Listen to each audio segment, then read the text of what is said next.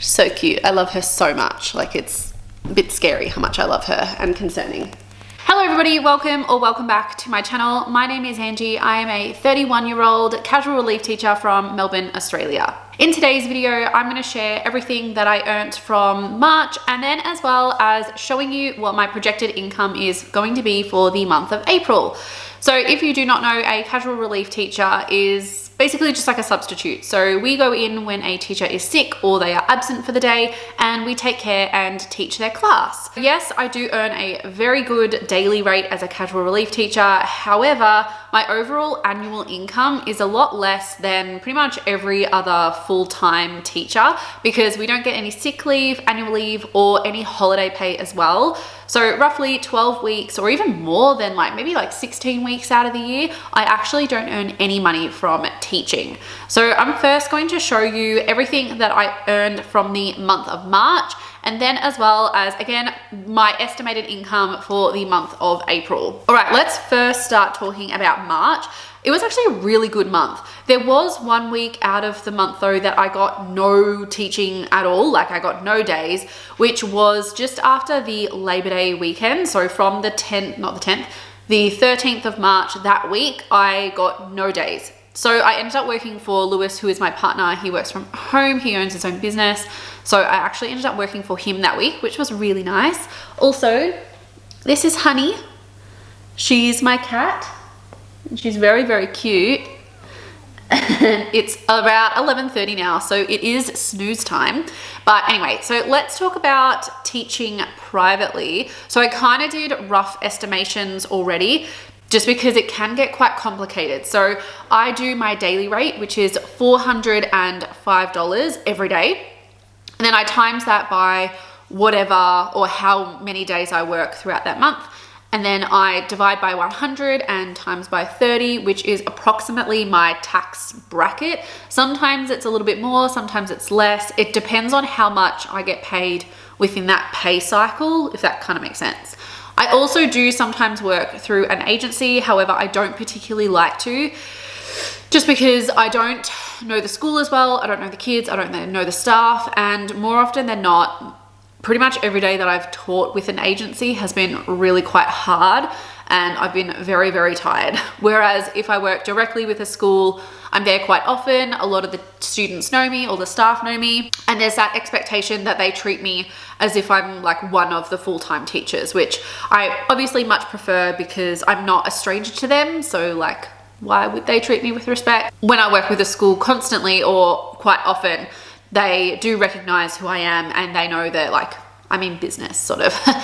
Anyway, so for the month of March, my teaching private income is around, so directly with schools, after tax-ish, it is around $3,273, give or take maybe a couple of hundred. I feel like it might be a little bit more than that, but I haven't received my last pay for March, so I'm not 100% sure. And then I did work one day with the agency. It wasn't a great day, but look, I got paid $365 and I just dealt with it for 6.5 hours. I was very tired after that day. It was not amazing. AdSense, I did earn $250, which brings me to, if you are not subscribed, please make sure you do hit that subscribe button. I'm really trying to get to 10,000 subscribers, and I'm just over halfway. So I'm really grateful that if you do press that subscribe button, you will have my thanks forever. Yeah, so AdSense is obviously what I earn from YouTube. It's not a lot, but it's any extra income. So every view that I get on my channel, I get a little bit of money from YouTube. I think it's 45% or something like that from every ad that they show. It's only a couple of cents per video. Now, that's a pretty good. So that means that I would have roughly around $618 left to budget. So anything that is over my overall budget, what I need to survive and to pay my bills and to be a full functioning adult, that all goes straight into savings. So none of this on my sheet goes to savings at the moment. So I always budget for whatever is left over. That's just how my budget has worked for me. I use the zero-based budget, so every single dollar that in my pay has a job, and anything that is kind of left over, I put straight towards either investing or savings. Now, for the month of March as well, Lewis and I have been researching credit cards, which if you've been watching me for a while, you know that I have mixed feelings on credit cards. I don't particularly like them, but I also see the value in them as well sometimes. And on the WeMoney app, I've actually been looking and comparing between credit cards because Lewis and I want to get one purely for the rewards, like the points and all of the benefits that you get with a credit card. We've been looking at which ones suit us best, what are the best features and the best benefits, and the app does compare and show you which ones might be suited to you or the ones that you might like, and also the ones that are on offer too. In the app, you can also link all of your bank accounts, which, as you can see, I have so many because I link all of my sinking funds, all of my savings and my income accounts too. So it actually gives you a whole holistic view of your financial wellness. You can also track all of your spending too, which I find is one of my favorite features because I'm lazy and I don't want to have to categorize every single thing that I have spent my money on. The app does it for you. So it'll tell you how much you've spent and what kind of categories you've been spending on as well. So if you are wanting to cut back or increase or reduce any kind of your spending, the app does show you where you could do this. So it looks at transport, it looks at food, it looks at groceries, bills, everything, and it gives you an overarching view of everything that you've been spending your money on throughout all of the accounts, which I find super helpful. Rather than having to go into each of the different banking apps, it's all there in the one app. You can also check out your credit score as well if you are interested in looking at that, especially if you are wanting to get some sort of loan, like a personal loan or a home loan. It also just shows you your overall financial wellness, which is obviously really, really important these days. We do want to be financially aware of where we are in life and also setting some goals for us too. But I'll leave all of the information and everything down below. Go check it out. I've been using them for around like 2 years now and I absolutely love it. Especially if you are lazy like me, guaranteed you'll really enjoy this app. Okay, let's talk about April. Now, April is going to be a very interesting month, purely, well, for a couple of reasons. Main reason is because it is school holidays. So from Good Friday, which is the 6th of April, up until the 23rd or the 24th of April is the school holidays. So that's half a month pretty much gone where I cannot earn an income. That's just something that I have to budget for throughout all of the terms. So I save a little bit and put it to the side and I use that money during all of the school holidays so then I'm not left with nothing. Also, throughout the school holidays, Lewis and I are heading over to Bali for 2 weeks. Well, I'm going for 2 weeks and he's going for a month, which means that I'll be spending a bit of money over there, which that's okay. I've already got the money set aside for that. It's already been budgeted. That's all fine. And then I do have just a couple of working and I do have the rest of the term booked. So I'm still at the same school as what I've been for the last 2 weeks. And that is April 3rd, 4th, 5th, and 6th. 3 of those days are full teaching days. They're 6 hours each. And then the last one is 5 hours because it's the end of the term. And at the end of the term, they leave an hour earlier. So instead of school finishing at 3:30, they finish at 2:30. Which means that I lose an hour of pay, which is fine. Let's budget for April. It's probably gonna go into the negative, which that's okay. It's just, it is what it is. All right, so for teaching, okay, so I get paid $405 flat rate for a day directly when I work direct with a school. So 405 times 3, which brings me to 1,215. Plus 405 times 5. Oops, that's not right, sorry. 1,015 plus around 340, let's say, ish, give or take a couple of dollars maybe. That brings my income for the month of April, my teaching income for the month of April to around 1,555, give or take a couple of dollars.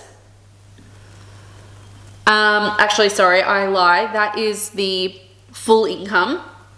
Let's do it with tax, sorry. So 1,555 divided by 100 times 30. Ooh, so 155 take 466. I will be left with 1,089. Looks a bit more sad. That's okay. So 1,089. So at the moment I'm $1,546 over budget. It's gonna get worse because I can't work anymore throughout April and I won't be working with an agency, so bring that down to 0. Look at that, 1,911. Okay. AdSense, obviously the more views that I get on my channel, the more money that I make from YouTube, and hopefully I am going to put in for a collaboration. I'm going to try and budget for that, which will bring it up to around 650, which means that I'll have $1,511 over budget, so I'll be in the negative. That's okay. So whenever that happens, I look at my sinking funds and I try and find which way or like which accounts I can take from, so which have quite a good balance or that the bill is further along in the year, and try and supplement to the sinking funds that are either quite low or that the bills are coming up soon. So these are all fixed. These are the ones that don't change, which is Spotify, Stan, and phone. Now with my phone account, when I come back from Bali, I'm actually going to be looking into the Woolworths prepaid SIM. So the one that you have to recharge all the time. I think it's around $25 for like 10 gigabyte maybe, but you also get 10% off your grocery shop once a month, which then means that your SIM, depending on how much you spend, is essentially for free. Like it's kind of a write-off and it like evens out. So I'm gonna look into that because maybe that's just like a deal at the moment, and maybe when I come back it won't be, but if it's like that, then I'm gonna go to the Aldi SIM because it's way cheaper and you get way more gig. Not that I really need it, but sometimes it's just nice to have. Mortgage stays the same, so $1,500. Bills, $160.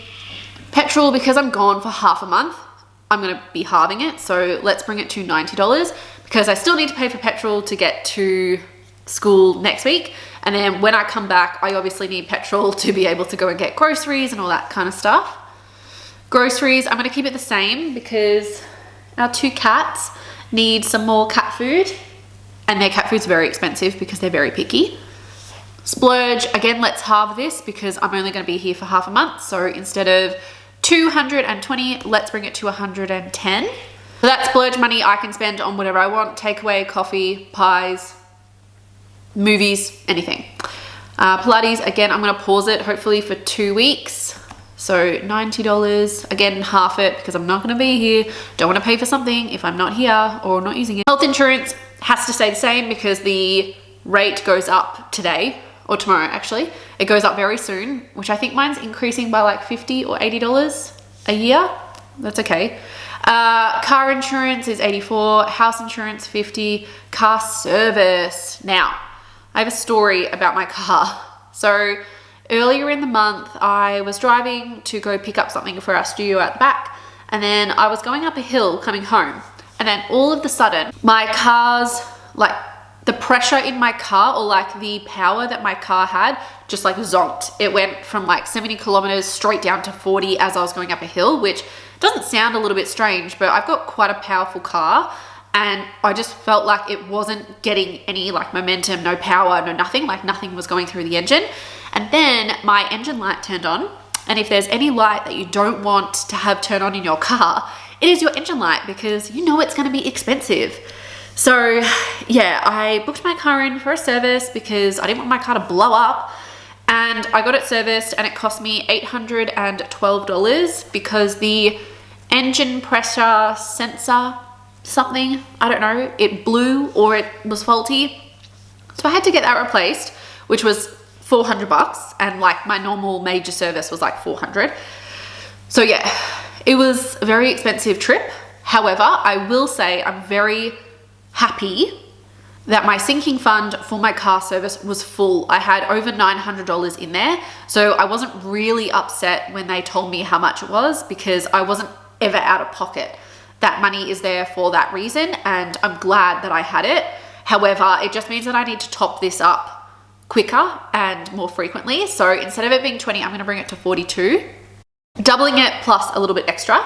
Car rego, 84. Christmas, 25. Birthdays, 50. Clothes, If there's anything that I sacrifice throughout the month, it is this account, because I don't need clothes. Like, I have clothes already. Even if I don't love them all, I still have clothes to put on my body. It's not a necessity. This account is a bit more of like a luxury. And if I take from anything, it's this account always. Council rates, 84, and home decor gets nothing. So at the moment, I am sitting on $1,193 over budget. To me, that is okay, because throughout the term, I always set aside money for these particular reasons. So whenever I am over budget, I take the money from that income emergency fund and I top it up as I need, as in like I use that money to pay for bills, mortgage, whatever as I need.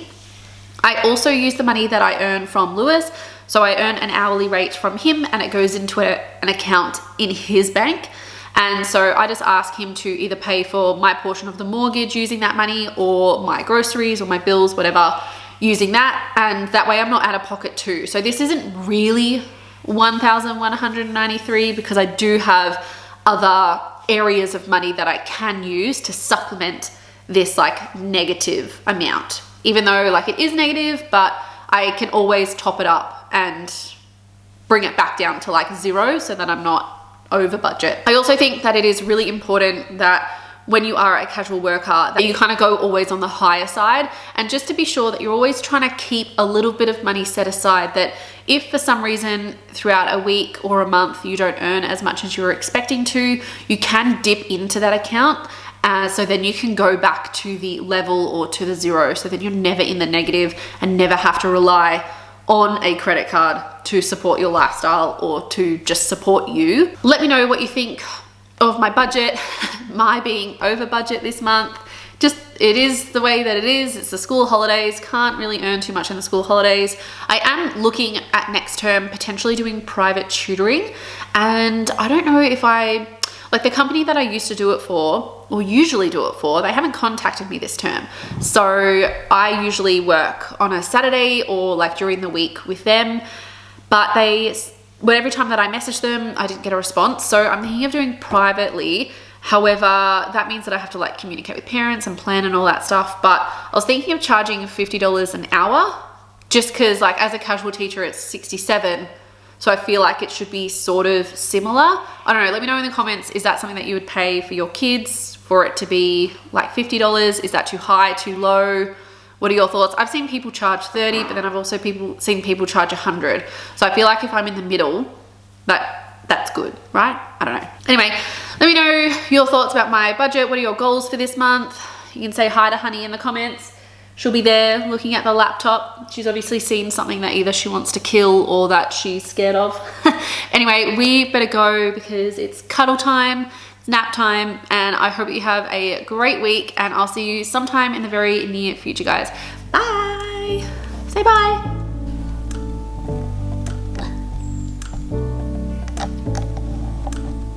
So cute. I love her so much. Like, it's a bit scary how much I love her, and concerning.